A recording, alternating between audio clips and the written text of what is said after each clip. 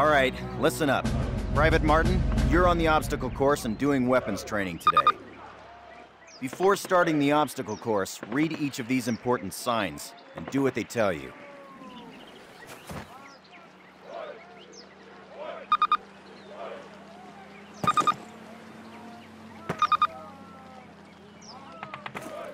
Good. Now check your objectives. You'll notice that your current objective is highlighted. In addition, the location of your current objective is marked by the star on your compass. As you approach your current objective, the star will move toward the center of your compass. Approach your current objective. Move 5 paces to the left. Now 5 to the right. 5 paces forwards. 5 paces backwards. Approach your current objective.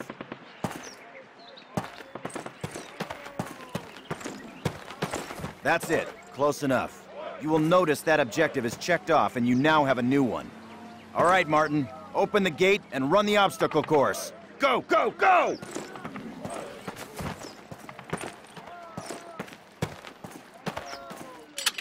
Martin, good to see you.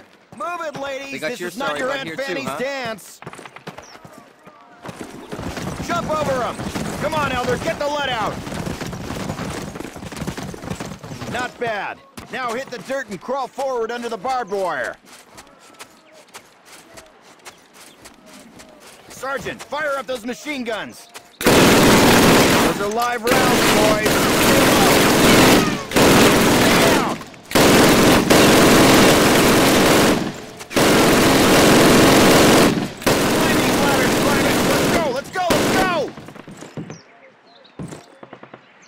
Private Martin, proceed through that door. Sergeant Moody's gonna take you through weapons training. The rest of you ladies, stay right here. Eyes up, Private. I'm up here, in the observation tower. Grab one of those M1A1 carbines from the table.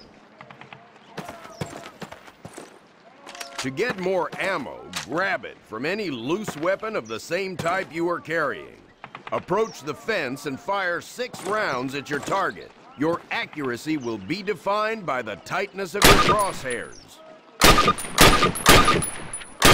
Fire 6 more rounds at your target, in different stances and while moving. You will be more accurate while not moving, and in the crouching or prone positions. These skills will mean your life. All right, Private, move on to the next area. Grab up a Springfield rifle from the table, switching it for your carbine. Turn to the left, move to the fence, and fire 2 rounds at your target.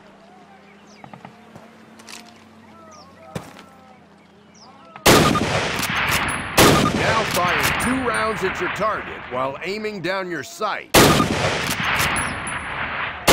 right, I hope it's clear to you that you will be more accurate while aiming down the sight.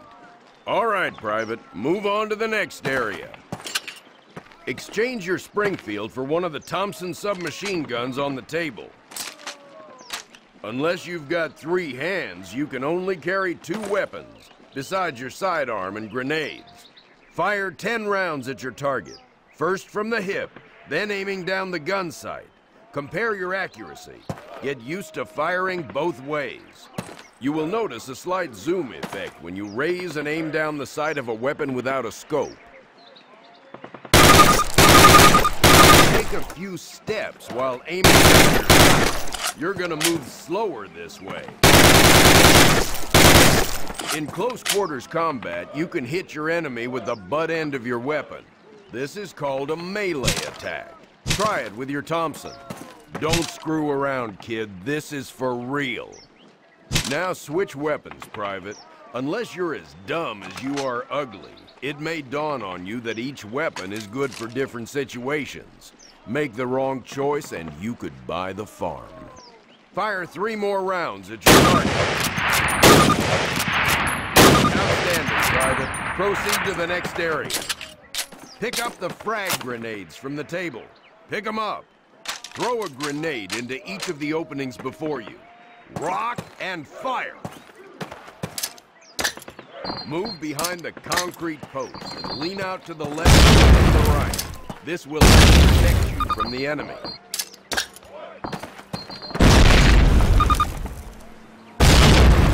All right, Private. Move on to the next area.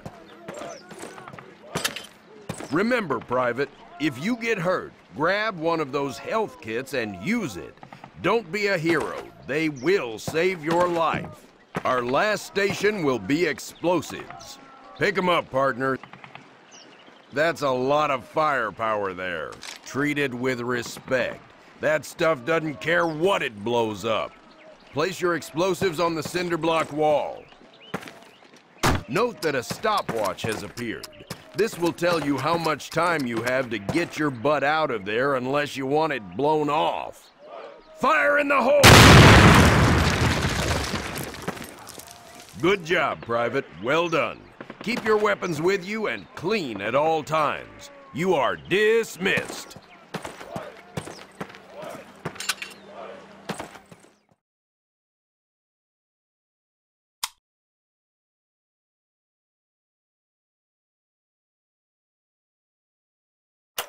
Baker Company, listen up. This is the big one. Operation Overlord, the air and seaborne invasion of Normandy. On H-Hour D-Day, seaborne infantry will attack 5 beaches codenamed Utah, Omaha, Gold, Juno, and Sword here on the coast of Normandy. Utah and Omaha beaches will be attacked by 3 of our infantry divisions. At the same time, 2 British and 1 Canadian division will hit Gold, Juno, and Sword beaches. The airborne will be landing 6 hours before H-Hour, before the air and naval bombardments. The British 6th Airborne Division will be landing here. At the same time, the 101st and the 82nd Airborne will be landing in these areas. The Dews River Estuary here divides Utah and Omaha Beach. The mission of the 101st is to capture the Dews River crossings linking Utah and Omaha Beach and to protect the flanks of Utah Beach. This road here is the main highway that connects the entire Cotentin Peninsula. The Germans have troop concentrations in this region. When those troops are mobilized into a counterattack on the beaches, they'll have to move along this road.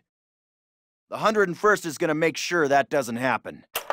Baker Company, that's us, has been assigned this causeway here. The Pathfinders, like Private Martin, will be dropped ahead of the main force and will plant beacons on the ground to mark the landing zones.